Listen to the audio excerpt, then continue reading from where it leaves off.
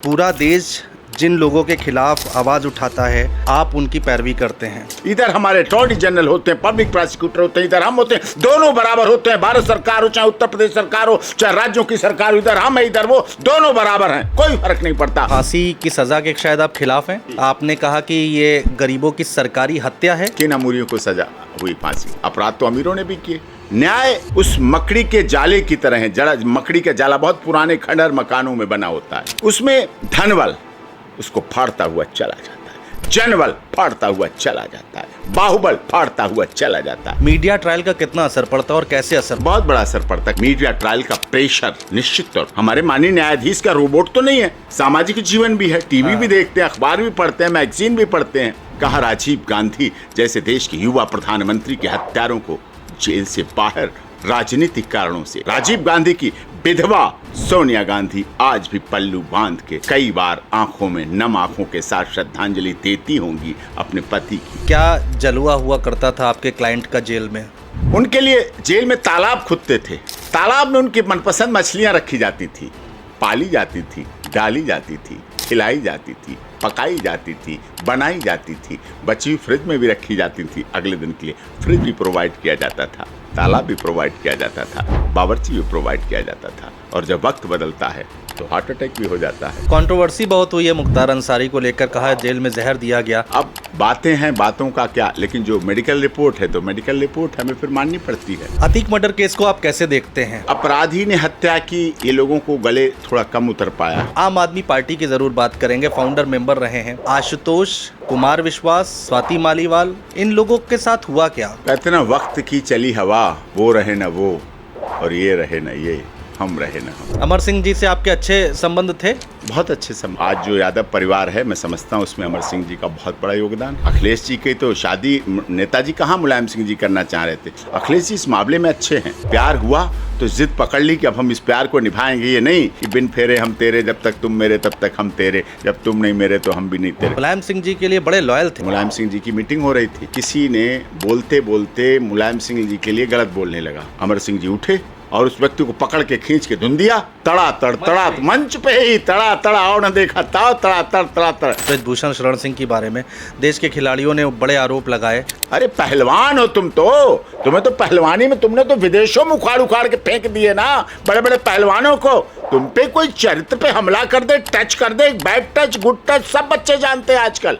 अरे पकड़ के फाड़ दो, तोड़ दो, चीर दो, नोच लो, आंखें फोड़ दो, कोई छूने आए तुम्हें। आपका एक बयान था विकास दुबे को लेकर कि मैं उसकी मदद नहीं कर पाया, मुझे अफसोस है। मैं गलत मानता हूँ कि उसके साथ न्याय नहीं हुआ। फिर उसकी गाड़ी पलटाई गई, पलट के खींची गई, क्या हुआ कैसे हुआ सबने देखा। मीडिया की भी मैं कमजोरी मानता हूँ, लेकिन एक तबका कहता है कि सही हुआ।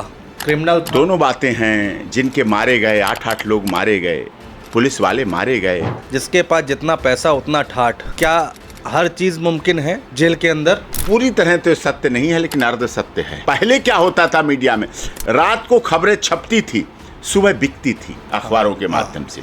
आज माफ कीजिएगा मुझे कहते हुए दुख हो रहा है, खबर रात को बिक जाती है, सुबह को बटती है, सिर्फ और सिर्फ बढ़ती रह जाती है। और माफ कीजिए, आप तो देश के बड़े चैनल हैं, आप बड़े पत्रकार हैं, आपका चैनल और आपकी बातों को पूरी दुनिया सुनती है। अच्छा लगता है, निष्पक्ष, निडर, निर्भीकता के पत्रकारिता के आयाम को आपने कायम किया। लेकिन कई बार मीडिया ट्रायल केस की नेचुरलिटी को खो देता है।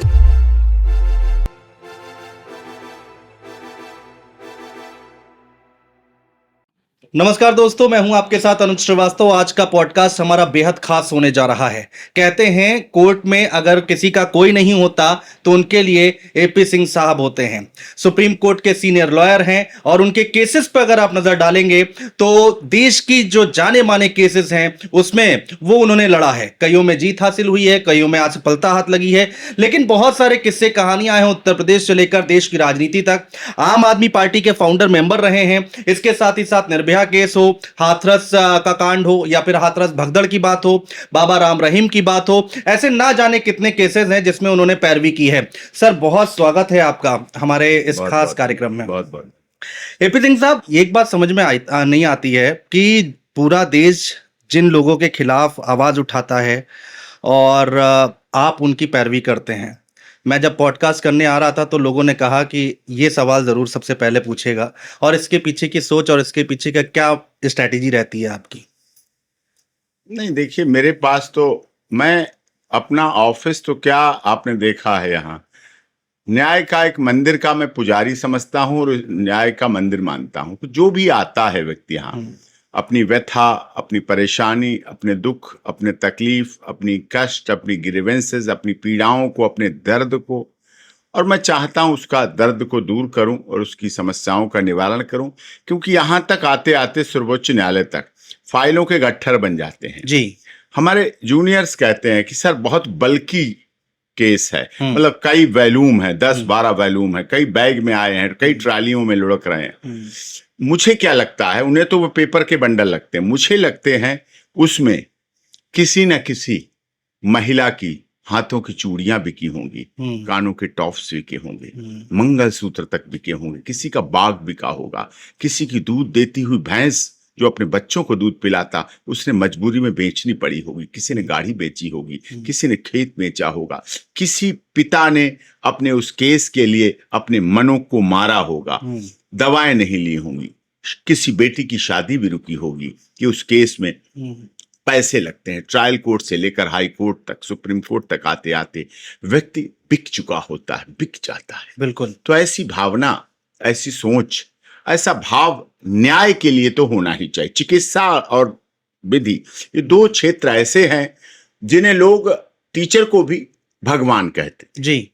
हमारे देश की महामहिम राष्ट्रपति जब हमारे माननीय सर्वोच्च न्यायालय के ऑडिटोरियम में कार्यक्रम में थी, मोदी जी भी थे, लॉ मिनिस्टर भी थे, देश के सभी महान न्यायाधीश थे, चीफ जस्टिस थे।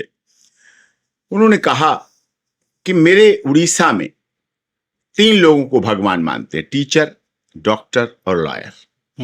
और उनका आज मैं लॉयर के बीच में हूं, जज भी लॉयर होते हैं, सब लॉयर से जुड़े हुए विधि के क्षेत्र के। कई ये मैं आप पर छोड़ के जा रही हूं कि आप अपने को क्या मानते हैं, भगवान मान पाते हैं या नहीं मानते। बड़ा सवाल था और बड़ा जवाब भी था उसमें, हमें कर्म भी तरफ प्रेरित कर रहा था। तो मुझे लगता है कि कोई भी व्यक्ति हो, बात अमीर गरीब की नहीं है जी, बात नामचीन व्यक्ति की या साधारण व्यक्ति की नहीं है। कोर्ट के प्रति आशा, एक छोटे से छोटा व्यक्ति भी जब कोई उसके साथ झगड़ा होता है वो कहता है मैं तुम्हें कोर्ट में देखूंगा, I will see you in court. जब लड़ाई होती तो इंग्लिश लोग ज्यादा बोलने लगते हैं हमारे भारत में, उस समय इंग्लिश ज्यादा बोलने लगते, I will see you in court. इसका मतलब क्या हुआ? मेरे लिए इसके लिए बड़ा गंभीर मतलब होता है कि वो व्यक्ति कोर्ट के लिए कह रहा है, कोर्ट को विश्वास मान रहा है। और इसीलिए हम शायद माय लॉर्ड को नतमस्तक होते हैं। क्यों होते हैं?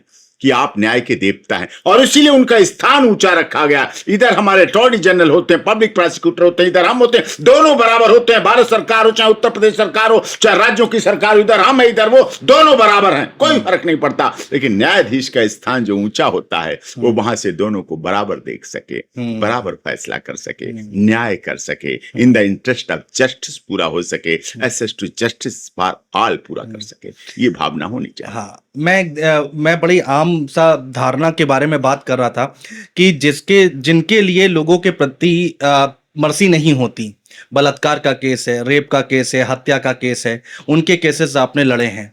कई में सफलता मिली है, कई में नहीं मिली, जैसा कि मैंने इंट्रो में बताया है। तो मैं ये जानना चाहता हूं, उनके केसेस लेने में आपको कभी डर नहीं लगा?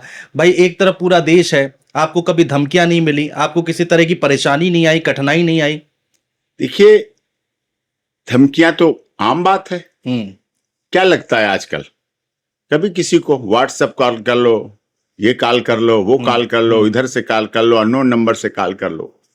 लेकिन वो जो धमकी दे रहा है वो उसकी अपनी पीड़ा है। आज जो वो धमकी दे रहा है, कल वही व्यक्ति जब उसी तरह के केस में एक्यूज्ड होता है, मुलजिम होता है, तब मेरे उसी धमकी वाले फोन नंबर को जो उसने ढूंढ के रखा है वो हमारा क्लाइंट बन के आता है। कहता है सर पहले तो मैं आपके बहुत खिलाफ था, लेकिन आज मेरा भतीजा पॉक्सो में बंद हो गया है, आज मेरा भांजा रेप में बंद हो गया है, आज मेरा साला ऐसा हो गया है, इसलिए आप बहुत अच्छा लड़ते हैं, इसलिए अब आप मेरे केस की पैरवी कीजिए। परिस्थितियां बदल जाती हैं, व्यक्ति का स्वार्थी मन होता है। कभी कभी love is not like stagnant water, जैसे पानी एक सा नहीं रहता। बारिश होती तालाब भर जाता, ऊपर सैलाब आ जाता है, फिर कभी उसी तालाब में दरारें पड़ जाती है, मिट्टी जो मिट्टी लोग ले जाके अपने गांव की लिपाई करते हैं, चिकट मिट्टी हो जाती है।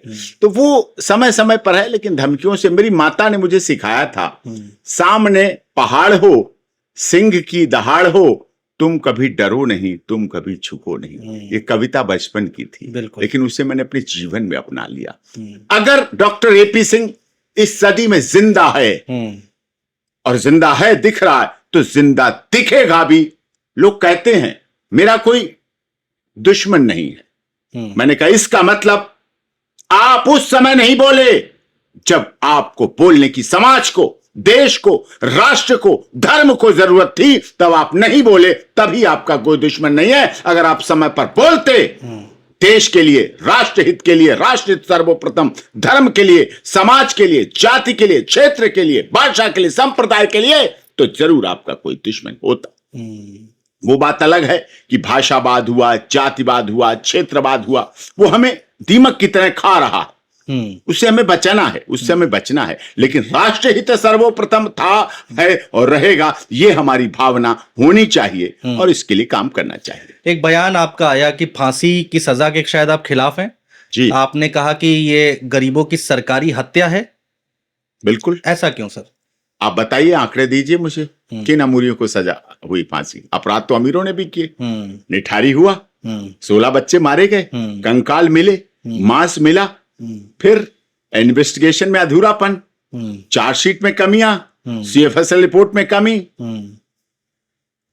Trial fail, honourable high court द्वारा एक्यूटल, माननीय सर्वोच्च न्यायालय द्वारा उसी को रिकमेंड, कहां हुआ?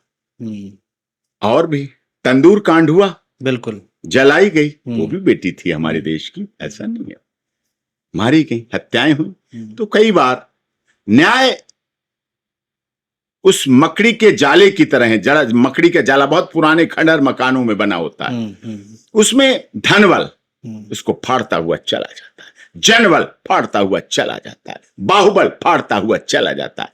छोटे लोग, गरीब, दलित, शोषित, पीड़ित, मजदूर, मजलूम, अर्थअभाव के कारण, अपनी सामाजिक परिस्थितियों के कारण, राजनीतिक सपोर्ट ना मिलने की वजह से, और माफ कीजिए, आप तो देश के बड़े चैनल हैं, आप बड़े पत्रकार हैं, आपका चैनल और आपकी बातों को पूरी दुनिया सुनती है, अच्छा लगता है, निष्पक्ष, निडर, निर्भीकता के पत्रकारिता के आयाम को आपने कायम किया। लेकिन कई बार मीडिया ट्रायल केस की नेचुरलिटी को खो देता है और वहां न्याय दब जाता है, और मीडिया ट्रायल में, भीड़ तंत्र में न्याय दम घोट देता है। ये सच्चाई है।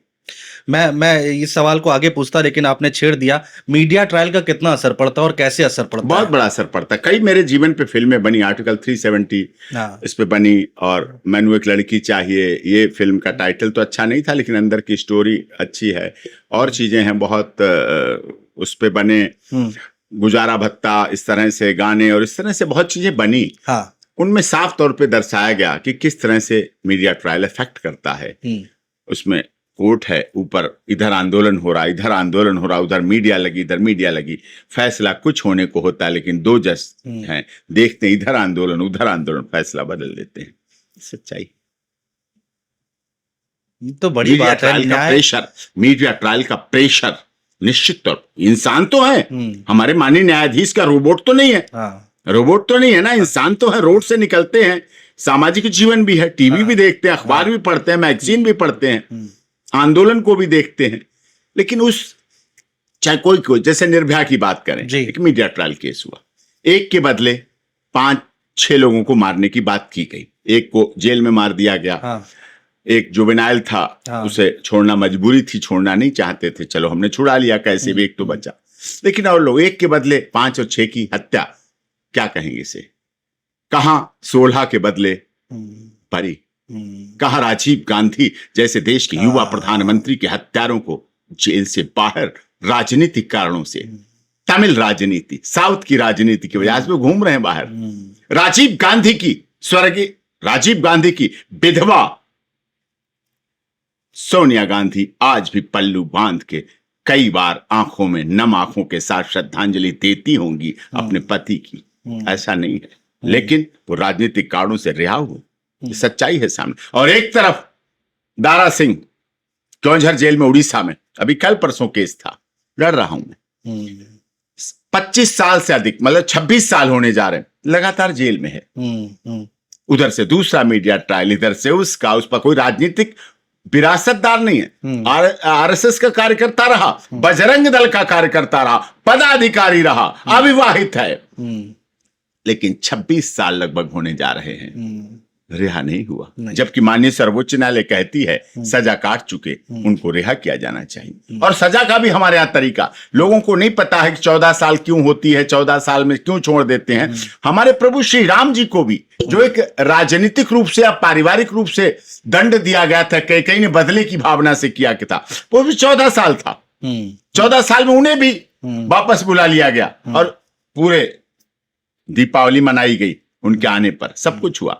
तो वो 14 साल के बाद रिहाई होनी चाहिए, लेकिन यहाँ 25-26 साल भी हो जाते हैं तो नहीं होती। ये भेदभाव है, ये राजनीतिक, ये मीडिया ट्रायल का प्रभाव है, मीडिया ट्रायल का असर है, धनबल का असर है। और इसमें पहले क्या होता था, मीडिया में रात को खबरें छपती थी, सुबह बिकती थी अखबारों के माध्यम से। आज माफ कीजिएगा मुझे कहते हुए दुख हो रहा है, खबर रात को बिक जाती है, सुबह को बटती है, सिर्फ और सिर्फ बटती रह जाती है। बड़ा बयान दिया, बड़ा बयान नहीं, जिम्मेदारी के साथ कह रहा हूं। और इसके बड़े उदाहरण हैं, केस रजिस्टर्ड हैं इस बात के। पटियाला हाउस कोर्ट में बड़े बड़े चैनल्स के नाम लूंगा तो कंट्रोवर्सी ज्यादा हो जाएगी। बड़े बड़े चैनल्स के लोग जेल गए, वो तो कोर्ट में है, ले सकते हैं केस हैं, चल रहे हैं उनके, सौदे हुए कि खबर दिखानी है कि नहीं दिखानी है, आप सबको पता है। बिल्कुल सर, जेल में हत्या की आपने बात की है। जेल में जो हत्याएं हो जाती हैं राजनीतिक कारणों से होती हैं। राजनीतिक कारणों से भी, जैसे निर्भया केस हुआ तो उसमें राम सिंह को मार दिया गया, ड्राइवर।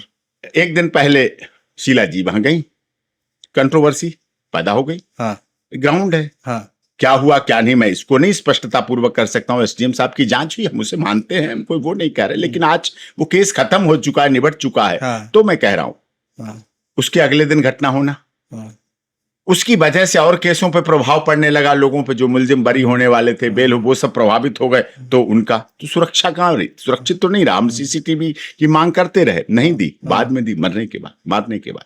तो फिर ये उचित नहीं होता। कई बार ऐसा, बिस्कुट किंग पिल्ले, राजन पिल्ले हत्या हुई, और भी कई मामले हैं जहां भी हो जाती हैं हत्याएं, और कई बार फिर रिपोर्ट आती है हार्ट अटैक हो गया, कई बार आती है।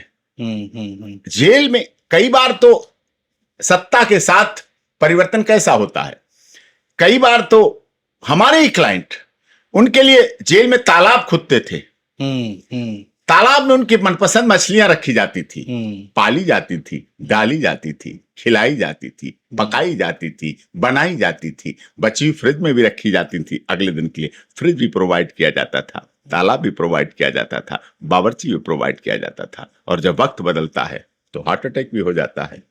समझिए आप, कहाँ वो सी फूड हार्ट को बचाता था, मछली कहते ना लोग, सी फूड से हार्ट को बल मिलता है, थोड़ा विटामिन ई होती है, और कहाँ वही हार्ट अटैक हो जाता है। तो समय है, कुछ न कुछ मजबूरियां रही होती हैं, कोई यूं ही तो बेवफा नहीं होता है। मैं आऊंगा, उन पर भी आऊंगा, वो आपके क्लाइंट थे और बड़ी कंट्रोवर्सी हुई है, उनके परिवार वालों ने बड़े आरोप भी लगाए हैं। मुख्तार अंसारी की आप बात कर रहे हैं, लेकिन सर हम पहले आम आदमी पार्टी की जरूर बात करेंगे। फाउंडर मेंबर रहे हैं आशुतोष कुमार विश्वास, स्वाति मालीवाल, इन लोगों के साथ हुआ क्या? ये तो चुनाव तक लड़े, कंधे से कंधा मिलाकर लड़े, आगे चले, अन्ना हजारे, उनके बाद अरविंद केजरीवाल, और उसके बाद एक एक करके ये लोग साइड होते चले गए। सर आपको तो सब पता होगा, थोड़ा अंदर की खबर हमें भी बताएं। कहते ना, वक्त की चली हवा, वो रहे ना वो, और ये रहे ना ये, हम रहे ना हम। जब शीला दीक्षित जी तीसरी बार लगातार सफलतापूर्वक, मैं कह रहा हूं गर्व के साथ कह रहा हूं, सफलतापूर्वक कार्यों का, कॉमनवेल्थ गेम में आरोप लगे। हाँ, जेल तो नहीं गई, नहीं लोगों को तो जेल जाना पड़ा। हाँ, वो तो जेल नहीं गई, गवर्नर बनी, रिटायर हुई, अपने जीवन काल के आधार पर उनका जैसा था जीवन, जितना होता है, चली गई, सुखद अंत रहा। हाँ, 3 बार दिल्ली में और देश में बड़ी बात थी, वेस्ट बंगाल को छोड़ के पहली बार ऐसा हो रहा था कि यहाँ एक दिल्ली देश की राजधानी जो मिनी इंडिया है, और सफलतापूर्वक उन्होंने बड़े विकास के, आज भी उनकी योजनाएं अधूरी है, अभी भी उनकी योजनाएं पूरी नहीं हो पाई। जितने आप फ्लाईओवर देख रहे हैं, अंडरपास देख रहे हैं, स्कूल कॉलेज और थाने ऐसे बना दिए गए जैसे कि 5 स्टार होटल, ये सब कुछ किया। तो उससे परेशान कि अब तो इन्हें कोई हटा नहीं पाएगा, तो उसके लिए जन आंदोलन के रूप में तैयारी की गई। तो आदरणीय राजनाथ सिंह जी उस समय के अध्यक्ष होते थे, मुख्य भूमिका में थे। अरुण जेटली जी, सुषमा स्वराज जी, मुरली मनोहर जोशी जी, लाल कृष्ण आडवाणी जी, ये मुख्य स्टार होते थे भारतीय जनता पार्टी के, वो बैठे। अन्ना जी को बुलाया गया महाराष्ट्र से, अरविंद केजरीवाल जी थे, सब इकट्ठे हुए। क्या करें? उन्होंने कहा राजनीति करेंगे तो बीजेपी या वर्सेस कांग्रेस ये ठीक चल नहीं पाएगा, लोग तो शीला की पसंद। तो एक नया मूवमेंट शुरू किया गया जिसका नाम किया गया भ्रष्टाचार के खिलाफ हमें लड़ना है। उसका नाम क्या रखा है? India against corruption. Focus Delhi पे। उसकी मीटिंग कभी चेन्नई नहीं हुई, उसकी मीटिंग कभी लुधियाना नहीं हुई थी उस समय, ना कलकत्ता हुई, ना मद्रास हुई, ना बॉम्बे हुई, दिल्ली फोकस था, रामलीला मैदान और Jantar Mantar. India against corruption, नाम अच्छा।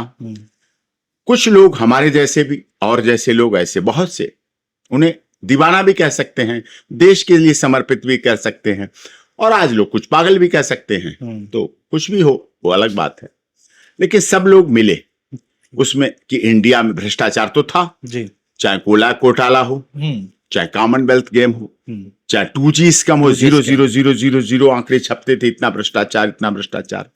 तो उसको लेके लोग इकट्ठे हुए, इंडिया अगेंस्ट करप्शन बना, नॉन पॉलिटिकल ऑर्गेनाइजेशन। अन्ना जी रखे गए, धरना हुआ, प्रदर्शन हुआ, जंतर मंतर हुआ, रामलीला मैदान हुआ, फिर उसके बाद चलता रहा। भारतीय जनता पार्टी उसमें खुला समर्थन कर रही थी, आप लोगों ने देखा भी, अन्ना जी को जूस बुलाने का काम हो, चाहे जनरल BK सिंह साहब का पहुंचना हो, चाहे फिर किरण बेदी जी का पहुंचना हो, या किरण बेदी जी का भाजपा में आना है, जनरल BK सिंह साहब का मंत्री बनना, सांसद बनना, चुनाव लड़ना, वो सब एक ही था। एक सिक्के के दो पहलू नहीं, बल्कि एक पक्ष थे सबका पक्ष का। फिर उसके बाद चलता रहा, चुनाव में लड़ने की बात आई, अन्ना जी थोड़े नाराज हुए। अन्ना जी के सिद्धांत थे कि राजनीति से दूर रहना, सामाजिक रहना, शराब पे नहीं, भ्रष्टाचार के खिलाफ लड़ना, इस तरह की बातें थी। तो फिर अन्ना जी धीरे धीरे बैक होने लगे, वहां तक हुए जब तक जेल गए, जेल से छूटे, फिर अनशन टूटा, ये सब हुआ। फिर उन्होंने आम आदमी पार्टी बनाई। हम सब लोगों ने सोचा चलो इधर तो है ही, एक पक्ष तो है ही, चलिए पार्टी बना रहे हैं, अरविंद जी कह रहे हैं, तो आशुतोष जी ने कहा, कुमार विश्वास ने भी कहा, सब लोग उसमें इच्छुक हो गए। रामदेव जी भी उस समय पूरी तरह सक्रिय थे, सब लोग थे, क्योंकि कोई तो कोई फंडिंग कर रहा था ना। ऐसा तो रामलीला मैदान के बड़े बड़े माइक, बड़े बड़े मंच, बिल्कुल बड़ी बड़ी, कोई नहीं, सारा चैनल पे चल रहा था, सब कुछ था पूरा। थोड़ी भीड़ भी ज्यादा दिखाई जाती थी ऐसे कैमरे करके। जंतर मंतर का रोड तो आज भी वही है, बिल्कुल रोड तो वही है, सच्चाई तो उससे देश को जानना चाहिए। तो इस तरह से दिखाना, सिर से लंबी तक ले जाना कैमरों को ट्रॉली पे, तो ये सब साथ हो रहा था। लेकिन उसके बाद फिर जब राजनीति में आए, फिर कुछ सीटें जीती, कांग्रेस आई और शीला जी हारी। उनके लिए दुखद था, केजरीवाल जी के अच्छा था। फिर वो कांग्रेस से मिलके जब सरकार बनाने लगे, वो समय बिगटन का आया। बीजेपी और आम आदमी पार्टी में वो बड़ी बिगटन थी कि लाए हम, बनाया हमने, किया हमने, तो फिर तुम वहीं जाके सरकार बना ली तुमने पहली बार। लेकिन फिर केजरीवाल जी की महत्वाकांक्षाएं, इच्छाएं, योजनाएं, अभिलाषाएं सब आगे बढ़ चुकी थी। उनके प्लान में था कि अब हम पे कहीं बीजेपी का न ठप्पा लग जाए, अब तो हम खुद स्थापित हो रहे हैं। फिर उन्होंने सोचा बैठ के क्या करें, कि देखो मुख्यमंत्री से लड़े तो हम मुख्यमंत्री बने, ये वर्ड है अरविंद जी के, कि मुख्यमंत्री से लड़े तो हम मुख्यमंत्री बने, क्योंकि दिल्ली हो गई थी उनकी। तो उन्होंने कहा बाहर विस्तार करने के लिए क्या, तो वाराणसी लड़ते हैं चल के, प्रधानमंत्री से लड़ेंगे तो प्रधानमंत्री बनेंगे। ये भावना थी, लोगों को भी लगा, मुझे भी लगा कि चलो लड़ना तो लड़ना ठीक है। लेकिन फिर वहां से थोड़ा थोड़ा बदलाव होने लगा लोगों में भावनाएं, क्योंकि मोदी जी आ चुके थे, मोदी जी का पदार्पण हो चुका था। वो भी त्यागी हैं, तपस्वी हैं, उन्होंने दिखाया भी, उन्होंने भी उस चीजों को पूरा करके तीसरी बार माननीय प्रधानमंत्री हैं देश के। तो वहां गए, वहां वोट मिले, लड़े जाके, एक नई जगह थी, दोनों लोग बिना संगठन, बिना, फिर भी लोगों ने उन्हें साथ दिया। अरविंद जी को भी दिया, मोदी जी को तो जीत होनी थी, निश्चित थी।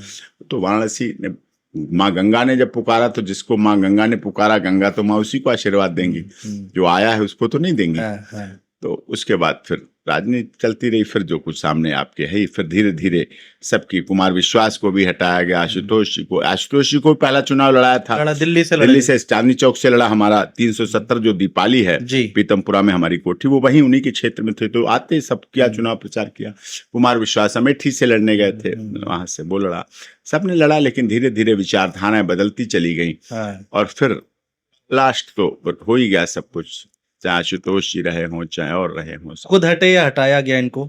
नहीं, लगभग खुद हटते चले गए। दूरियां, जब वो कहते ना, दिल मिले ना मिले हाथ मिलाते रहिए, कम से कम ये रीत है इसको तो निभाते रहिए। जब रीत भी खत्म होने लगती है फिर आदमी को अच्छा नहीं लगता कि हमने जिस पेड़ को सींचा है, जिस पौधों को हमने खाद दी, पानी दी, खरपतवार हटाने का काम किया, अगर वही बेरुखी करने लगे, वही बेवफाई करने लगे, वही बेहयाई करने लगे, तो फिर किसी तरह की बात बनती नहीं, रह नहीं जाती है। तो इसको फिर अपने अपने सब अपने अपने अलग। फिर तो दूसरा ऑप्शन तो मोदी जी थे, भारतीय जनता पार्टी थी, लोग फिर उनके साथ हुए, कुछ परोक्ष रूप से, कुछ अपरोक्ष रूप से।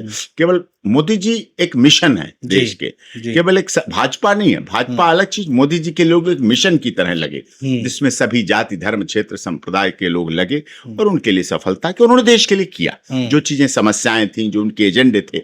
पहले राजनीतिक एजेंडे केवल एजेंडे तक, चुनाव तक रहते थे। 370 हटाई, 35 से हटाई, बात सब करते थे, अयोध्या श्री राम मंदिर की बात सब करते थे, बन नहीं रहा था, लेकिन बनवा दिया। हम विदेशों में जाते थे, लोग कहते 370 35 से नो सोल्यूशन, उसका कोई समाधान है ही नहीं भारत में।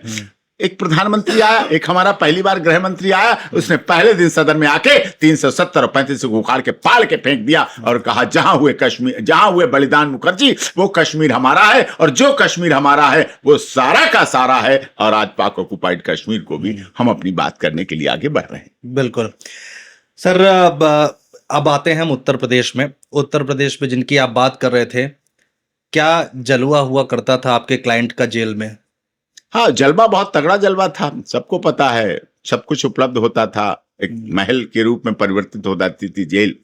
जब जाना होता था, समझिए तालाब खोदना, एक सरकारी जेल तो सरकारी है, चाहे सेंट्रल जेल हो चाहे डिस्ट्रिक्ट जेल हो, उसमें तालाब खुद रहा है।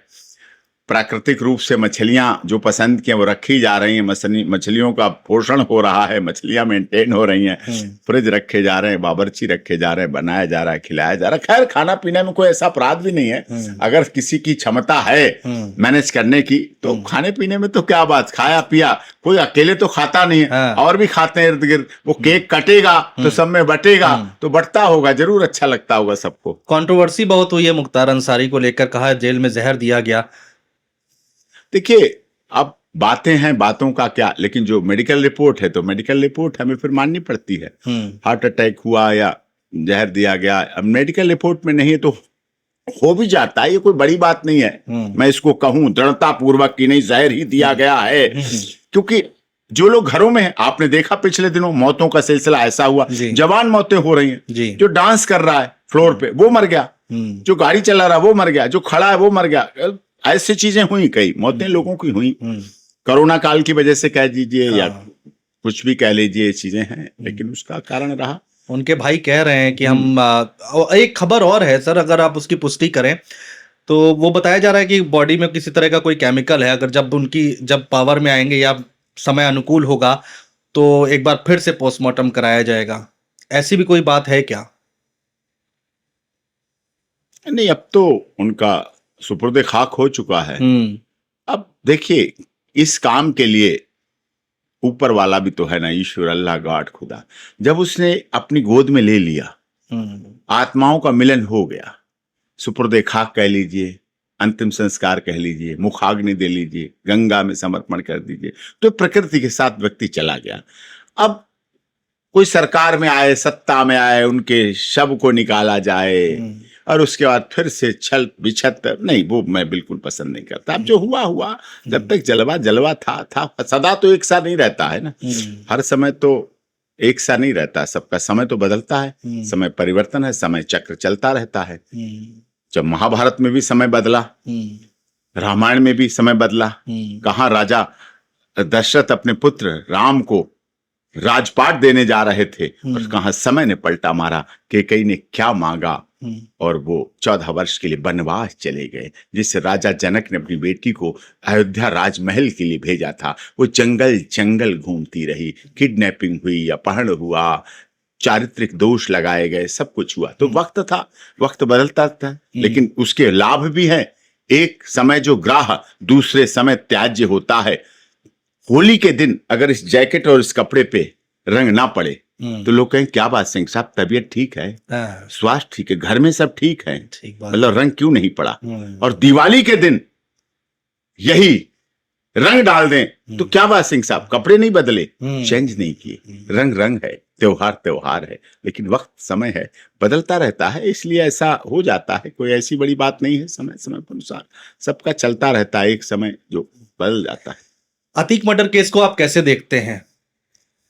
देखिए, अपराधी ने हत्या की, ये लोगों को गले थोड़ा कम उतर पाया, उनका क्या लेना देना था, उनका क्या लेवल था, लेकिन उसमें एक दुख रहा, एक मीडिया की आईडी लेके जो की गई हत्या, वो मुझे दुखी करती है। मीडिया हत्या करने के लिए नहीं है, आईडी हत्या करने के लिए नहीं है, ये माइक, ये पेन, इसे पेन बम बनाने के लिए नहीं है, ये लिखने के लिए है, ये लोगों की बात को उठाने के लिए है, लोगों को न्याय दिलाने के लिए, सच को उजागर करने के लिए। सूरज की रोशनी की तरह होता है पेन, आईडी जो सच्चाई को दिखाती है, उसका प्रयोग मुझे दुखद था कि वो नहीं होना चाहिए था, धोखा नहीं होना चाहिए था। सीधे कह के होता कि आज हम करेंगे, मारेंगे। आपका सर इतना लंबा चौड़ा करियर है, 28 साल मुझे लगता है कि हो गए होंगे आपको, और कई सारे क्रिमिनल केसेस आपने हैंडल किए हैं। अतीक का केस मैंने इसलिए पूछा क्योंकि उसमें टेक्निकल लूप होल कहाँ दिखाई दे रहा है आपको, क्योंकि वो जुडिशियल कस्टडी में थे और ये सरकार की जिम्मेदारी थी, पुलिस की जिम्मेदारी थी, सुरक्षा घेरा और तगड़ा होना चाहिए था। थोड़ा हम इस पर आपसे समझना चाहते हैं। हाँ, ये तो खैर सच है, लेकिन हाँ फिर भी सरकार तो प्रयास करती है सुरक्षित करने का, सुरक्षित देने का, सुरक्षा देने का, कोर्ट के आदेश का, पर क्योंकि जो अंडर ट्रायल प्रिजनर है, जिसे यूटीपी कहते हैं, जेल में है, तो वो कस्टडी सरकार की नहीं है, वो कस्टडी है मालखाने की तरह। जेल मालखाना है जज साहब का। अच्छा। जज साहब उसे अपनी अमानत समझ के देते हैं, इसे वहां रखो, जब हम तारीख दें तो उसे बुलाओ, हमारे सामने पेश करो, हम इसका विचारण करेंगे, हम इसका निष्पादन करेंगे, इस पर आरोप सच्चे हैं या झूठे, वो उसका निष्पादन करते हैं। किसी में सजा देते हैं, इसका मतलब आरोप सच्चे थे, किसी में बाइज्जत बरी करते हैं, इसका मतलब आरोप झूठे थे। तो वो जेल एक गोदाम है जज साहब का, उसकी सुरक्षा होनी चाहिए, और जेल में रहने वाले व्यक्ति के भी मूल अधिकारों की रक्षा होनी चाहिए, और सरकार की जिम्मेदारी है कि उसका पालन करे। लेकिन कई बार मामलों में ऐसा होता है, जहां तक इस तरह का है, राजनीतिक कारण भी हो सकते हैं, सामाजिक कारण भी हो सकते हैं, दुश्मन इतने अधिक बढ़ चुके होते हैं कि दुश्मनों की संख्या की अनगिनत दुश्मन हो चुके हैं। कुछ सच्चे दुश्मन भी हैं, कुछ बनाए गए दुश्मन हैं, कुछ बने बनाए दुश्मन भी हैं। तो दायरा बहुत, जिसे कहते हैं ना, रायता फैल जाना। अब रायता इकट्ठे ही नहीं होगा, लड्डू हो तो इकट्ठे हो जाएंगे, इकट्ठे कर लीजिए, रायता को कहाँ इकट्ठा कोई करेगा। सर, जेलों की आप बात कर रहे हैं, और जेलों के बारे में जरा बताइए। बताते हैं कि लोग, जिसके पास जितना पैसा उतना ठाठ, क्या हर चीज मुमकिन है जेल के अंदर? पूरी तरह तो सत्य नहीं है, लेकिन अर्ध सत्य है। पूरी तरह सत्य नहीं है। बहुत से जेल अधिकारी हैं आज भी अपने कर्तव्यों का निर्वहन करते हैं, लेकिन बहुत से ऐसे मामले हैं। तिहाड़ जेल में भी कल दिल्ली हाई कोर्ट ने ऑर्डर किया है सीबीआई जांच हो, जो एक्सटॉर्शन हो रहा है, उगाही हो रही है, तो वो क्यों, कैसे? जेल में पत्ता नहीं हिल पाता है जेल सुप्रिटेंडेंट के बिना। इतना सख्त नियम, इतनी सख्त सुरक्षा, इतना सख्त सिस्टम होता है, सीसीटीवी कैमरे, सब कुछ लगा हुआ, सारा कुछ अंदर जैसे। तो निश्चित तौर पर अब जैसे घर में बच्चे हैं, माता पिता के सख्त, उसमें बच्चे अच्छे बन जाते हैं। कई बार माता पिता की लापरवाही से घर के बच्चे बिगड़ जाते हैं। जेल की तो बात छोड़िए, घर के बच्चे बिगड़ लेते हैं, और बाद में माता पिता कहते हैं हाँ मेरी गलती थी, मैं इसे नहीं समझ पाया। तो जेल सुप्रिटेंडेंट को मैं उस जेल का पिता मानता हूं जी, संरक्षक होता है। कई बार अच्छे हैं, कई बार कुछ चीजें ढुलक जाती हैं, जब नीति रीति पद्धति सिद्धांत दूसरी तरफ लुढ़क जाते हैं, लेकिन अच्छे ज्यादा हैं, इसीलिए घटनाएं कम हैं, इसीलिए जेल में एक्सटॉर्शन कम है। कुछ तो भ्रांतियां रहेंगी, अपवाद स्वरूप तो कोई ना कोई तो हर क्षेत्र में इतना बड़ा स्कोप है हमारा, 140 करोड़ से अधिक आबादी वाला देश, दुनिया की सबसे अधिक आबादी, गुवाहाटी से चौपाटी, कन्याकुमारी से कश्मीर तक, विभिन्न भाषा, विभिन्न क्षेत्र, विभिन्न रंग, विभिन्न जाति, विभिन्न धर्म, विभिन्न संप्रदाय के लोग यहाँ रहते हैं और बहुत खुशी के साथ रहते हैं। लेकिन जेल को मैं मानता हूं, जेल को सुधार गृह की तरह ट्रीट करना चाहिए। उसके अंदर एक गाना बजता है, मैली चादर ओढ़ के प्रभु जी पास तिहारे आया। अच्छा, मैली चादर, ये हर जेल में गाना बजता है। अच्छा, तो मैली चादर ओढ़ के प्रभु जी एक सुधारात्मक है कि पास तुहारे आया हूं। हर जेल में मंदिर है, पूजा करते हैं, नमाज भी अदा करते हैं। कोई गुरु गोविंद सिंह जी की फोटो भी लगा रखता है, कोई ईसा मसीह की भी लगाता है, जो जैसा जिसको मानता है। तो उस तरह से उसे सुधरने का एक मौका देना चाहिए। जेल सुधार गृह होना चाहिए, सजा का प्रावधान नहीं हो बल्कि सुधार गृह हो। अगर सुधरता है, अगर वो मुख्य धारा में जुड़ना चाहता है, अगर मुख्य धारा में आना चाहता है, तो निश्चित तौर पर उसके लिए बदलाव होना चाहिए। सर, कौन सा ऐसा केस है जिसने आपको परेशान किया? चुनौती किसमें थी सबसे ज्यादा? चुनौती जब जून के महीने में ट्रिपल तलाक का मामला आया। अच्छा, ट्रिपल तलाक को ऐश होने के लिए, वो हमारे लिए अलग था, विषय अलग था, और तो सब रूटीन वाले थे। लेकिन वो पढ़ना, तलाक विद्दत, तलाक इद्दत पे, ये उस पे बहुत टिपिकल पूरा पढ़ा, कई किताबें पढ़ी। अच्छा, अक्सर इससे जुड़ी हुई अच्छी ज्यादा किताबें उर्दू में होती थी, तो हमारे लिए वो भी समस्या। फिर इंग्लिश वाली कलेक्ट की, क्योंकि उसमें लगातार जून का महीना था, छुट्टियां होती सुप्रीम कोर्ट में, लेकिन स्पेशल सेशन चला इस ट्रिपल तलाक को उसके लिए।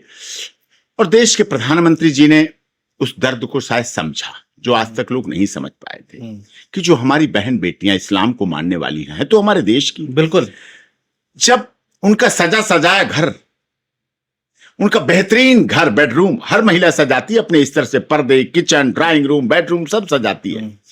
जब उसको पति गलत चक्कर, गलत उसके चक्कर, शराब या कुछ की वजह से आके एक ही बार बोल देता तलाक तलाक तलाक, बस उसका पूरा सजा घर रेत की तरह भरभरा के गिर पड़ता था। ये फीलिंग लोगों में नहीं थी।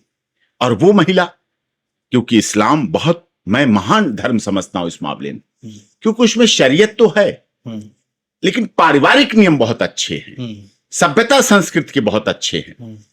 मतलब आप बुर्का कह सकते हैं अगेंस्ट में, आप पर्दा प्रथा कह सकते हैं, लेकिन उसके फायदे हैं, उसका लाभ है, चरित्रहीनता नहीं है।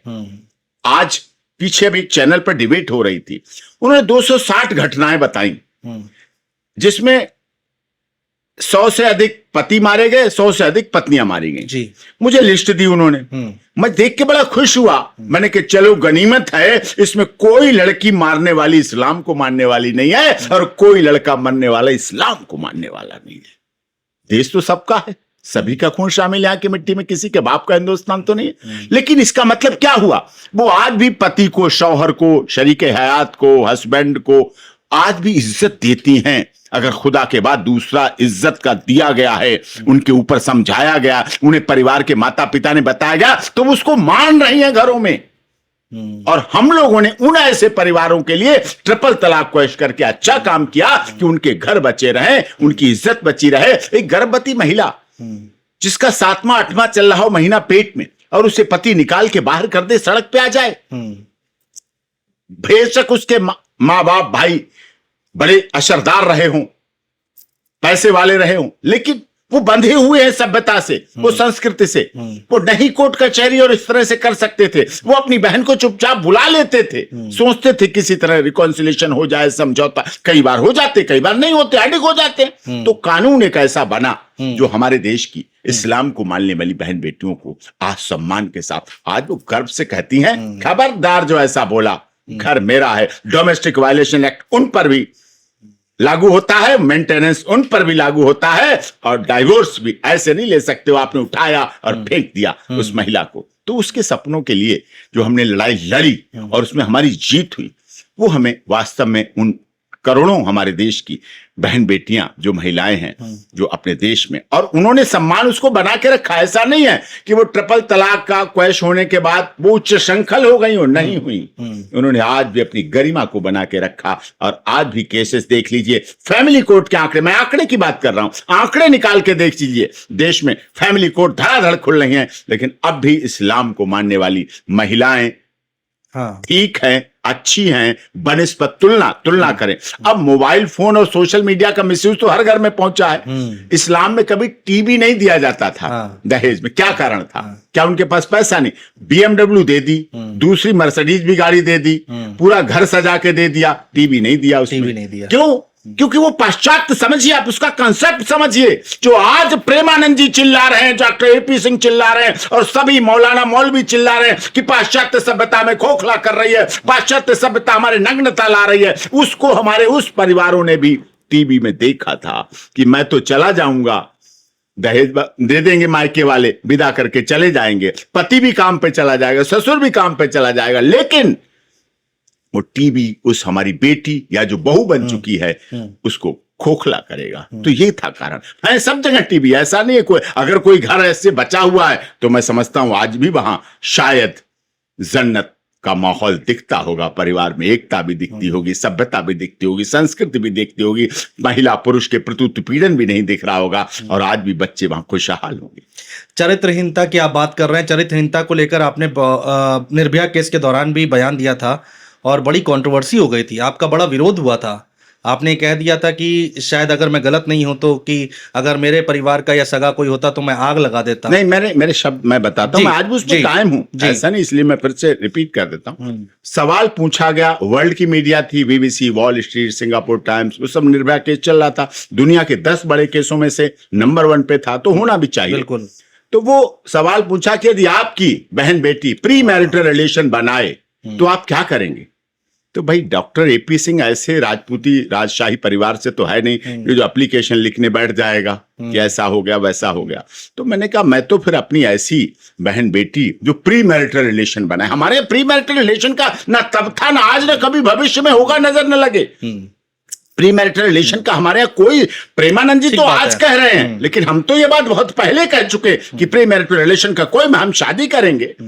शादी हर धर्म में, जाति में, मजहब में, संस्कार में अच्छा माना गया, उसको पुण्य कार्य है, तो वो करेंगे, उसके बाद भेजेंगे। तो ये था कि यदि आपकी बहन बेटी प्री मैरिटल रिलेशन बनाए, तो मैंने कहा मैं ऐसी अपनी बहन बेटी को फार्म हाउस में ले जाके परिवार वालों के सामने सबको बुला के पेट्रोल डाल के जिंदा जला दूंगा। जलाने की हिम्मत रखता हूं, मतलब जलाने की हिम्मत रखता हूं, हौसला रखता हूं, मतलब अपने परिवार को चरित्रवान बनते हुए देखना चाह रहा हूं, चरित्रवान बनाना चाहता हूं। और मेरी बहन भी सुप्रीम कोर्ट की लाइफ टाइम मेंबर है, बार की, बेटी भी, सब आगे हैं। तो बहन बेटी, अच्छा बहन बेटी की शिकायत, कंट्रोवर्सी जो लोगों ने की, आज वो उसी बात को अच्छा मान रहे हैं कि सही कह रहे थे, आज वही हमें प्रेमानंद के नाम पे सपोर्ट कर रहे हैं, इसका मतलब सही था। लेकिन ये बात की बात हुई, जो 4-4 रिलेशन बनने लगे, 4-4 अफेयर, और लिव इन तब कहां था? लिव इन आया बाद में। अगर लिव इन की हिंदी करवा दें तो लोग डर जाएंगे उस नाम से, शब्द से आज भी खौफ खाते हैं। शब्द 3 शब्दों का है, लेकिन लिव इन रिलेशन को अगर हिंदी में कहेंगे तो बहुत दुखद है, बहुत डर है, पुरुष के लिए भी, महिला के लिए भी, हमारे बेटों के लिए भी, हमारी बेटियों के लिए। लेकिन पाश्चात्य सभ्यता ने हमें इतना खोखला कर दिया कि हम उसमें दीमक की तरह गलते जा रहे हैं, घुलते जा रहे हैं। चाहे हमारे संत कहें, चाहे डॉक्टर AP सिंह कहें, चाहे कोई कहे, उससे कोई लोगों में फर्क नहीं पड़ रहा, क्योंकि पाश्चात्य सभ्यता में Valentine day, love day, hug day, hello day, propose day, purple day, blue day, black day, brown day, इतने डे में समा गई है कि वहां चरित्र खत्म हो गया। पहले कहते थे स्वास्थ्य गया तो कुछ गया, धन गया तो कुछ नहीं गया, चरित्र चला गया तो सब कुछ चला जाता है। लेकिन अभी भाव कम होता चला जा रहा है। बिल्कुल। आपका एक बयान था विकास दुबे को लेकर कि मैं उसकी मदद नहीं कर पाया, मुझे अफसोस है, यही बयान था आपका? हाँ, ये सच्चाई है, ये सच्चाई है, बिल्कुल सच्चाई है। इसका मुझे जीवन भर मलाल रहेगा, क्योंकि उस समय कोरोना काल चल रहा था, मैं भी कोरोना पेशेंट था, मैं अपने फार्म हाउस पे था, क्योंकि ऑफिस सब बंद, कोर्टें बंद पूरी तरह से थी, तो हम भी अपना रह के वहां इलाज कर रहे थे। एकांतता भी थी, प्राकृतिक भी थी, ऑक्सीजन भी थी। लोग पहली बार प्रकृति के महत्व को समझ पाए कि बरगद भी क्या होता है, पीपल भी क्या होता है, नीम भी क्या होता है, क्यों उसको धागा बांधते थे, क्यों उसको पानी देते थे, तब लोगों को पता चला सच्चाई क्या है। तो उस समय वो हमारे इसी ऑफिस पे, जहां मानसरोवर गार्डन आप बैठे, इस ऑफिस पे वो आया, तो आके यहाँ पता किया, पूछा, बोर्ड से नंबर वगैरह लिया, इधर उधर से करके उसने फिर फोन किया जाके गुड़गांव में। और उसी समय अब पुलिस तो एक्टिव रहती है कहीं ना कहीं से, तो यहाँ सारी पुलिस फोर्स लग गई, पूरी चारों तरफ से घेर लिया गया। हमारे पड़ोस के लोगों ने फोन किया, सिंह साहब यहाँ क्या कोई आने वाला है या कोई वीआईपी, कई बार आते रहते हैं तो हमें भी नहीं पता होता है, उनका प्रोग्राम आ जाता है। तो जैसे अमर सिंह जी का आना हुआ है, जब भी कभी गाना होता है तो एसपी जी वाले अपने आप लग जाते हैं, तो हमें बाद में पता चलता है अच्छा वो आ रहे हैं, ठीक है। तो वो चीज है, तो वो था। तो मैंने कहा नहीं ऐसा तो वहां कोई कुछ नहीं आने वाला, तो मैं तो हुई नहीं, वहां जा ही नहीं रहा, मैं खुद बीमार हूँ। तो वो उन्हें लगा, तो मीडिया में भी खबरें चलने लगी कि वो आएगा, पेश हो रहा है, पेश हो रहा है। उसने गुड़गांव से फोन किया, मैंने कहा मैं अभी बीमार हूँ, रह सकते हो तो सुरक्षित रहो, नहीं तो अपने आप पेश हो जाओ, देख लो जाके क्या है कैसा क्या। तो मैं उस समय स्थिति में था ही नहीं, अपनी जिंदगी और मौत से लड़ रहा था, खुद मैं मौत जीवन। कोरोना काल की स्थिति ऐसी थी, खड़े नहीं हो सकते, चल नहीं सकते। फिर वो जाके पता चला, वहां गया उज्जैन, अरेस्ट सरेंडर हुआ, लेकिन वो गलत था। सरेंडर हुआ और फिर भी सरेंडर के बाद अगर कोर्ट भी उसकी सुरक्षा नहीं कर पाई, न्यायालय भी उसकी सुरक्षा, तो मैं इसे न्यायालय की भी चूक मानता हूं, मैं गलत मानता हूं कि उसके साथ न्याय नहीं हुआ। फिर उसकी गाड़ी पलटाई गई, पलट के खींची गई, क्या हुआ कैसे हुआ सबने देखा। मीडिया की भी मैं कमजोरी मानता हूं। जब आपके सरेंडर हो गया तो आप कैसे पीछे रह गए? कौन ताकत थी जो आपको रोक गई?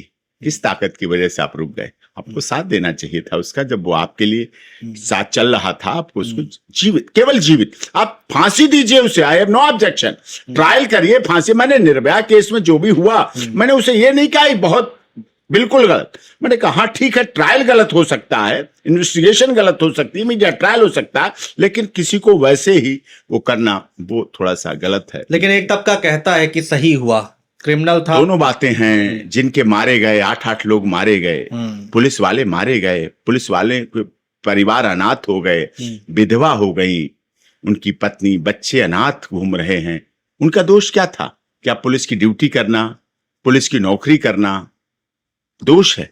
क्या अपराध है? ऐसा तो नहीं है।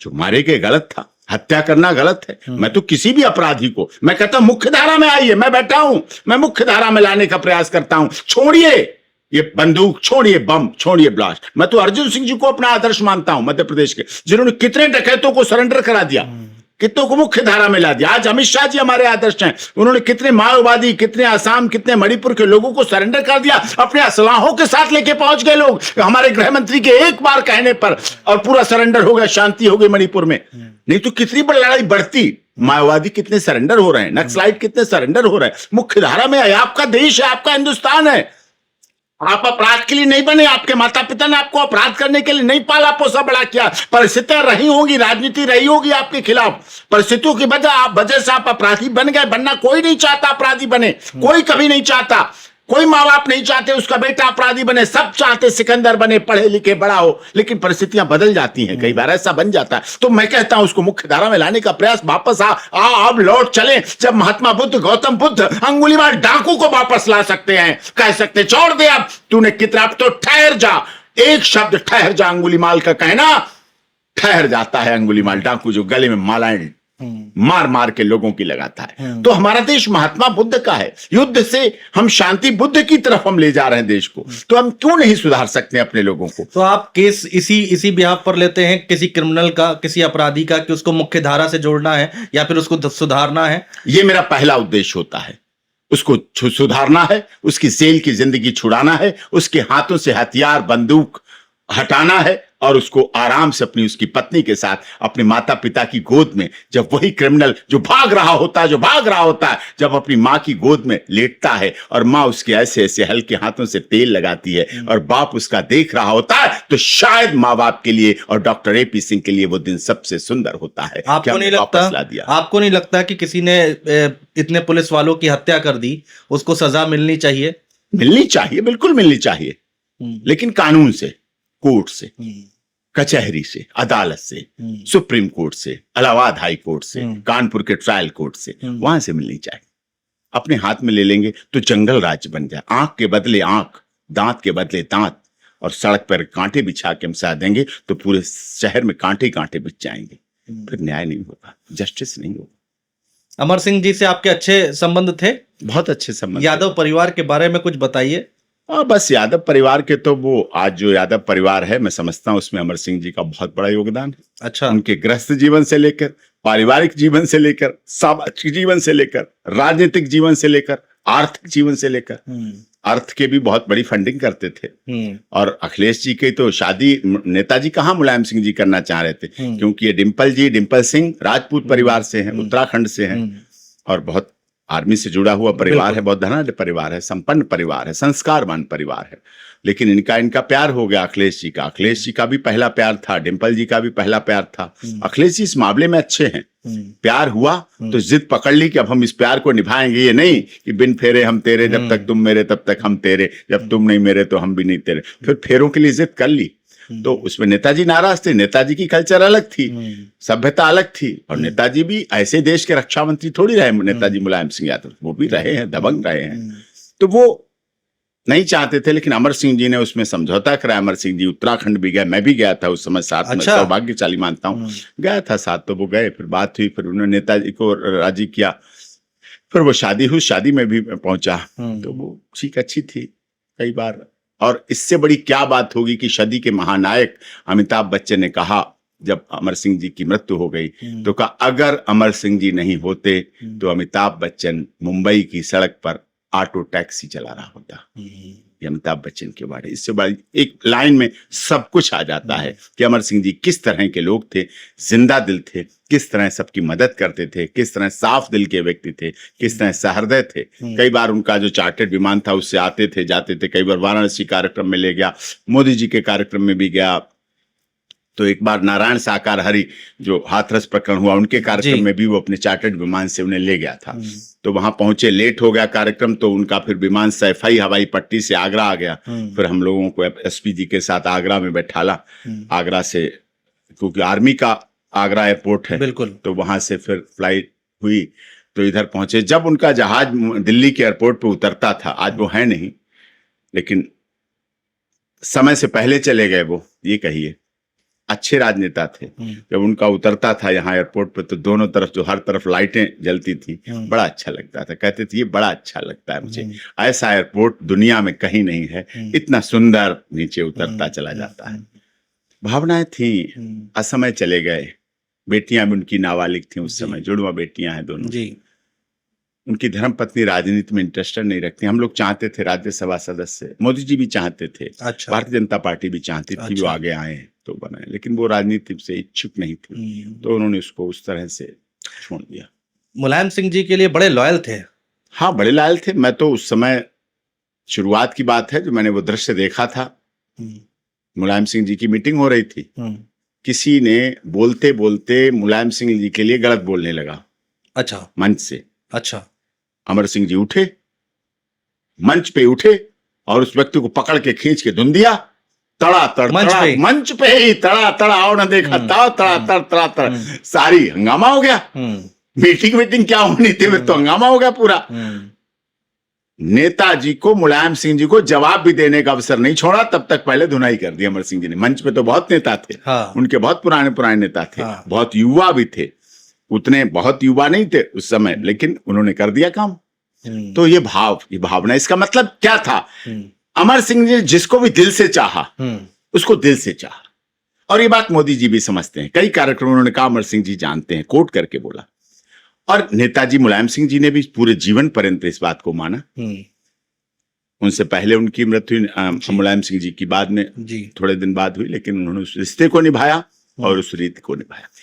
बड़ा रिगार्ड किया मुलायम सिंह जी ने भी, नेताजी ने भी उनका, और हर बात मानते थे, ऐसा नहीं हर बात मानते थे। कभी भी पत्थर की लकीर हो जाती, किसी को टिकट दिलाना, किसी को कुछ भी मंत्री बनवाना, किसी के लिए कोई काम करने, तो हम सब खूब देखते थे। मुंबई फिल्म इंडस्ट्री और समाजवादी पार्टी की राजनीति, दो पे, और इंडस्ट्री, उद्योग पे, इन तीन जगह अमर सिंह जी की बहुत बड़ी छाप थी। जो कह दिया वो कह दिया, चाहे हिंदुजा ग्रुप को कहना हो, चाहे अडानी को कहना हो, चाहे अंबानी तो उस समय बाद में बने, सब कहना हो, कुछ भी कहना हो, उनके परिवार को भी जोड़ने का बहुत बड़ा काम किया, बहुत बड़ा काम किया उन्होंने, जिस तरह से सबको जोड़े रखा। लेकिन बाद में अखिलेश जी से बनी नहीं।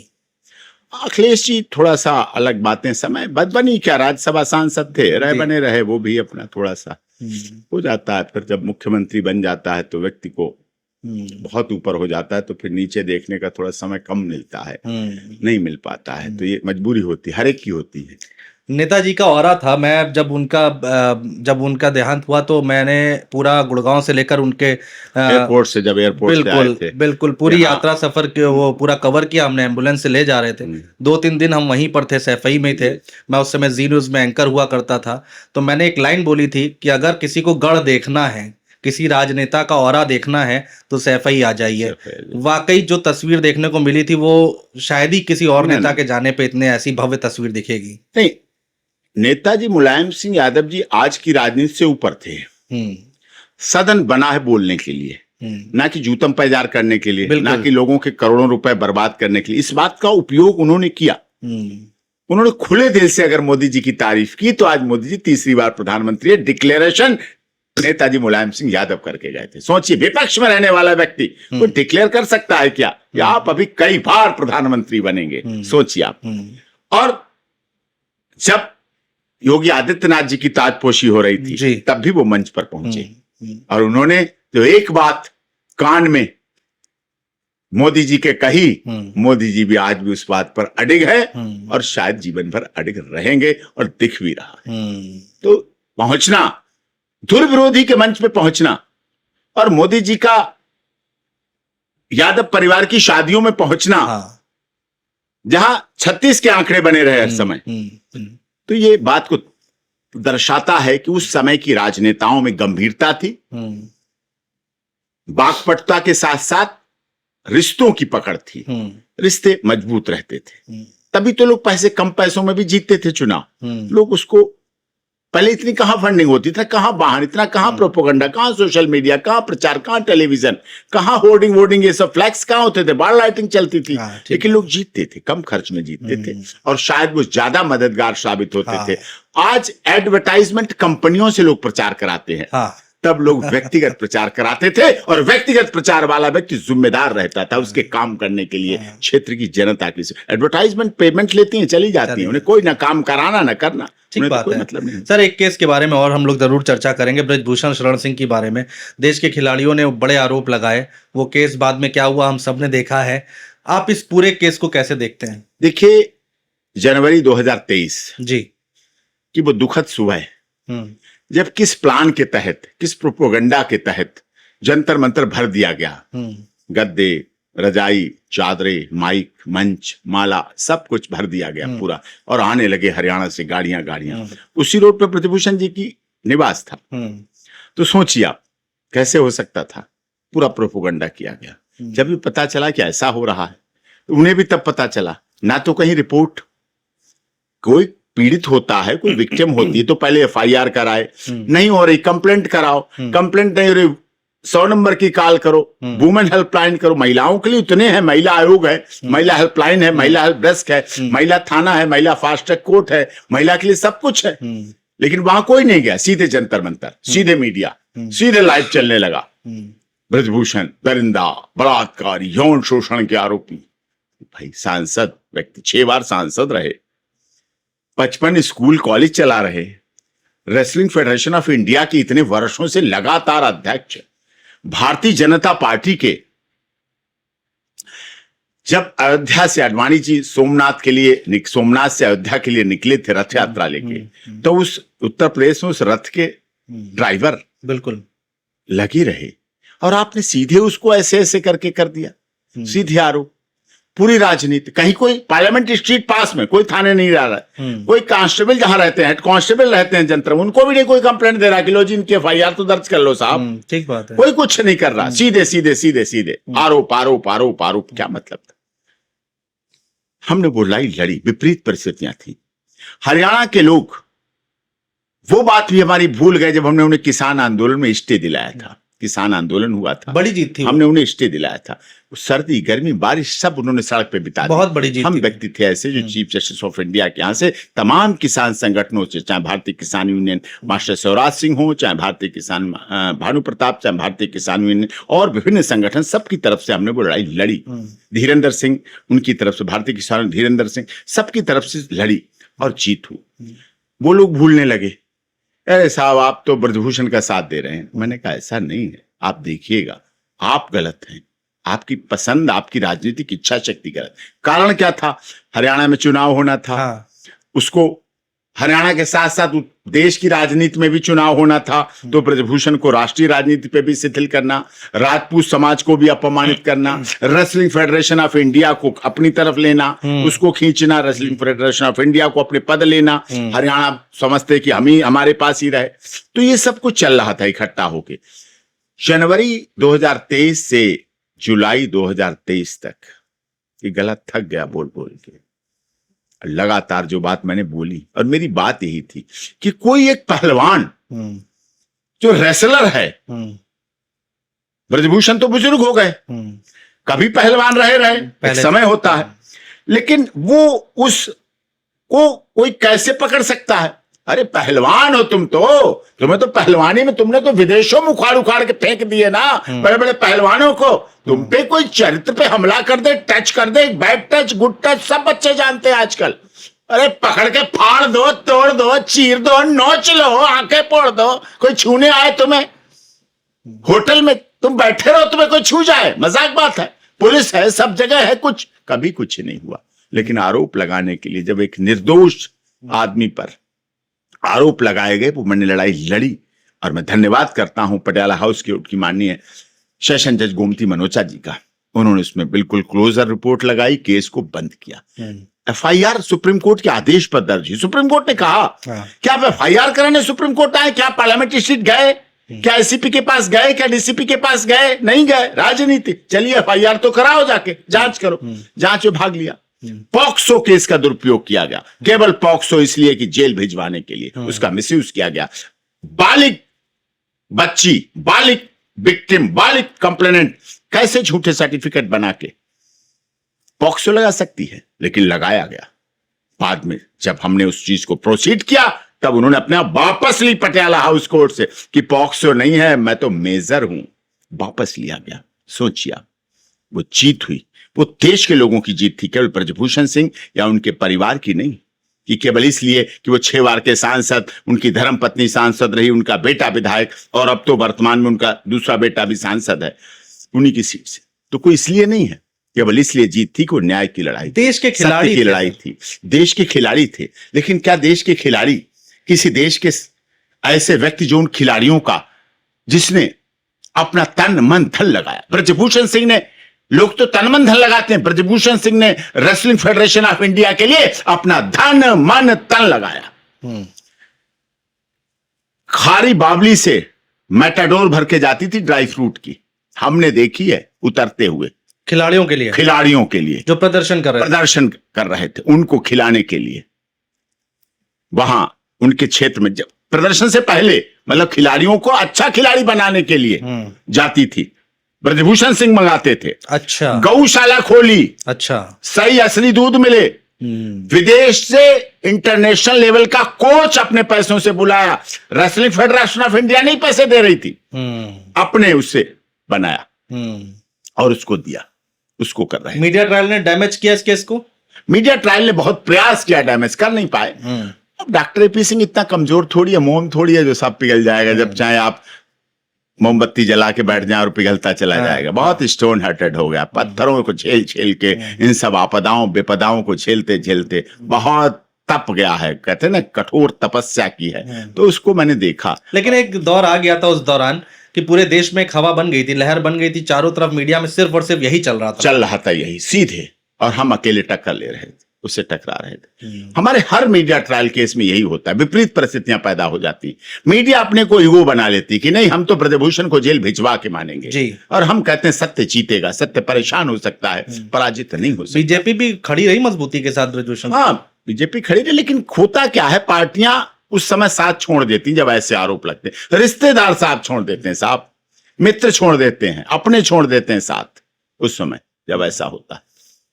एक आखिरी सवाल सर, हमारा इसके बाद इंटरव्यू वाइंड अप करेंगे। पुरुषों के लिए मंत्रालय चाहते हैं आप?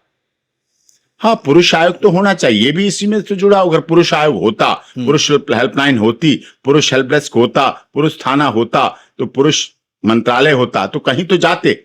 आदरणीय ब्रजभूषण सिंह भी जा सकते थे कहीं, लेकिन जाने के लिए कोई फोरम है नहीं, पुरुषों के लिए कोई साधन है नहीं। और ये आरोप ऐसे नहीं, इन पे नहीं।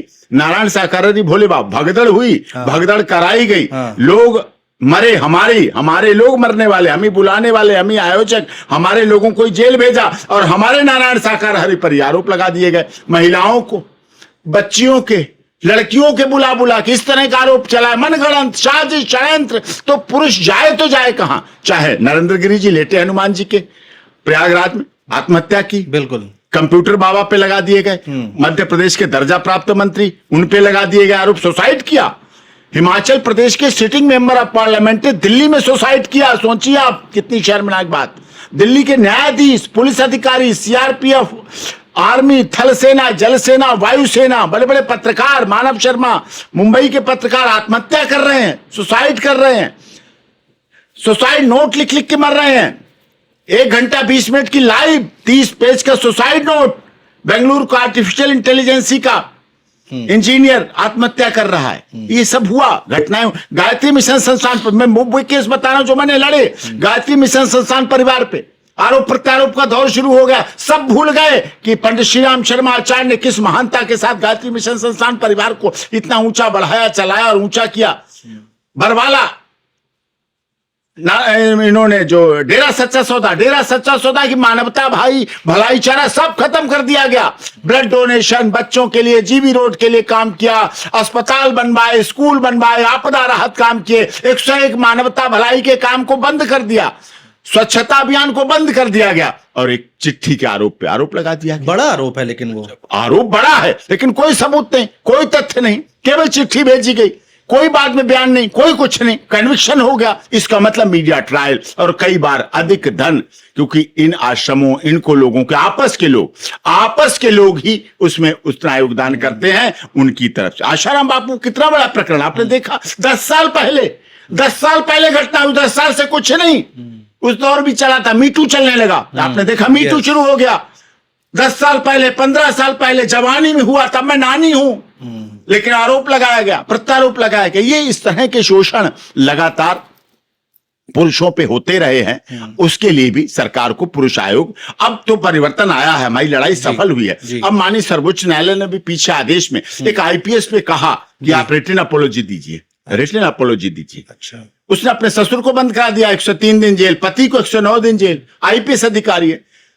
सुप्रीम कोर्ट ने कहा आपको कोई हरेसमेंट कर सकता है, आप जिले की मालिक है, आप भी हरेसमेंट हो सकती हैं, और आपने ऐसा कर दिया, जाइए कोर्ट में अपोलॉजी नहीं, बाहर मांगिए, सोशल मीडिया पर, रिटन, हिंदी, इंग्लिश, सब अखबारों में, सारे चैनल पर दीजिए। तो उन्होंने ऐसा किया। इसका मतलब परिवर्तन आया है, बदलाव आया है, और आप देख ही रहे, चाहे शिलोंग, कोई सोच सकता था इस देश में जहां सुहागन प्लान बनते थे, हनीमून के प्लान बनते थे, सुहाग रात के प्लान बनते थे, बेड सजाया जाता था, कमरा सजाया जाता था, वहां विधवा प्लान बनने लगे, विधवा प्लान बनने शुरू हो गए। ये देश सीता, सावित्री, गार्गी, अपाला, अनुसुईया, रजिया, सुल्ताना, पद्मावत, हाड़ा रानी, झांसी की रानी लक्ष्मीबाई का रहा है, चरित्र का देश रहा है। कोई कैसे ऐसे कह सकता है किस तरह से? अब कहने लगे कि बिन फेरे हम तेरे, हम तो इस सिस्टम को चलाएंगे, बिन फेरे हम तेरे, जब तक तुम मेरे तब तक हम तेरे। इस देश में ये भी हुआ कि सेम सेक्स मैरिज के लिए पिटीशन लगी सुप्रीम कोर्ट में, हमने वो लड़ाई लड़ी और जीती। सेम सेक्स मैरिज के लिए भी लड़ाई लड़ी। दूसरी अब पिटीशन पड़ गई 18 साल से कम उम्र करो लड़कियों की, 16 साल सेक्सुअल रिलेशन। अरे साहब, अभी हम सती प्रथा से हट नहीं पाए, बाल विवाह से हट नहीं पाए। बाल विवाह हमारे ऊपर अभी भी राजस्थान, झारखंड, छत्तीसगढ़, उड़ीसा और मध्य प्रदेश में फैला पड़ा है। मैं महानगर की बात नहीं करता, दिल्ली की बात नहीं करता। दिल्ली पुलिस एशिया की सबसे तेज तर्रार पुलिस हो सकती है, लेकिन आज भी वहां ऐसा है, समस्याएं हैं, ग्रस्त हैं लोग। लेकिन फिर कहा जाने लगा नहीं 16 साल उम्र कर दो।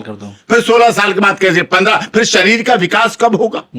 कब उसका बनेगी? कैसे बनेगी वो एयर होस्टेज? कैसे बनेगी वो वकील? कैसे बनेगी आप जैसे वरिष्ठ पत्रकारों के चैनल में? कैसे वो एडिटर इन चीफ बन के बैठेगी? कैसे वो स्टूडियो में बैठेगी? उसको बड़ा होने दो। बेटी बचाई, बेटी पढ़ाई, बेटी बढ़ाई। तो उसको अगर मोदी जी ने 30% आरक्षण दिया है महिलाओं के लिए, अगर हमारे देश में मायावती जी मुख्यमंत्री, जयललिता जी, ममता बनर्जी जी, रेखा गुप्ता जी, उमा भारती जी, सुषमा स्वराज जी ऐसी महिलाएं रही हैं, तो उनके जीवन को भी तो देखिए ना, वो भी तो महिलाएं हैं, उन्हें बढ़ने दीजिए, पढ़ने दीजिए, आगे बढ़ने दीजिए। शीला दीक्षित जी का शासनकाल महिला थी, उसको ऐसे तो नहीं कर सकते 18 साल से 16 साल। क्या सेक्स के लिए बनी है महिला बेटी? संतति उत्पन्न हो सकता है, हमारे संस्कारों का नियम, हमारी विवाह की प्रक्रिया हो सकती है संतान उत्पत्ति, लेकिन केवल इसी के लिए तो नहीं है। हमारी बेटियां कुछ कर गुजरने के लिए कर रही हैं, चाहे इसरो हो, चाहे आदित्य L1 की सफलता हो, चाहे सूर्य पे पहुंचता है हमारा, चांद पे पहुंचते हैं हम। तो ये सब प्रकृति के विधान है, उनके साथ व्यक्ति को चलना चाहिए और आगे बढ़ना चाहिए। सर मेरे एक लास्ट सवाल का जवाब और दे दीजिए, बहुत ज्यादा टेक्निकल जानकारी नहीं है मुझे। आप लड़ाई लड़ते हैं, एक जांच होती है, विवेचना होती है, और उसमें कहा जाता है कि साहब ये दिक्कत है, ये दिक्कत है, यहाँ पर इन्होंने ये गलत काम किया, वो गलत काम किया, और जब कोर्ट उनको सजा नहीं देता है, कोर्ट कहता है कि भाई ये पाक साफ है, इनको छोड़ दिया जाए, तो वो जो विवेचना होती है उसका क्या होता है? वो क्या उनके अकाउंटेबिलिटी नहीं बनती? नहीं, अकाउंटेबिलिटी किसी की कहीं कुछ नहीं। एक ने FIR दर्ज की, एक ने उसमें जांच की, फाइनल रिपोर्ट लगा दी, केस खत्म हो गया। चलिए ठीक है, एक काम हो गया। चार्जशीट बनी, चार्जशीट कोर्ट में आई, डिस्चार्ज हो गया, एक्यूज डिस्चार्ज हो। कोई झूठे आरोप पे भी चार्ज फ्रेम कर देते हैं, चार्ज फ्रेम हो गया, फिर एविडेंस हुई, एविडेंस में कुछ भी ऐसा नहीं मिलना, बाइज्जत बरी हो गया, बाइज्जत बरी हो जाता है। कुछ हाई कोर्ट चले जाते हैं, कुछ सुप्रीम कोर्ट चले जाते हैं।